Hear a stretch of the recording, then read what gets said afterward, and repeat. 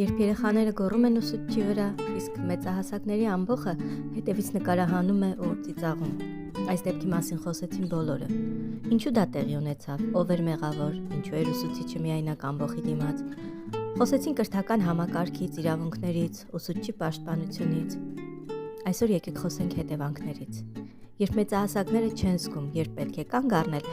երբ երեխան տեսնում է, որ ուսուցչի վրա թույլատրվում է գոռալ, երբ անհետանում է պարզ դաստիարակությունը, սա մեծահասակ է, ես նրան հարգում եմ, նույնիսկ եթե համաձայն չեմ։ Սա առաջին դեպքը չէ եւ ցավոք վերջինը չի լինի։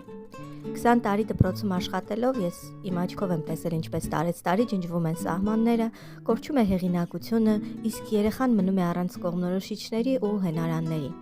Երեխան մեծանում է մի աշխարհում, որտեղ հեղինակություններ չկան, որտեղ կարելի է ամեն ինչ, եթե բարձր ես գոռում, որտեղ հարգանքը կորցնում է իմաստը։ Սա պարզապես միջադեպ չէ։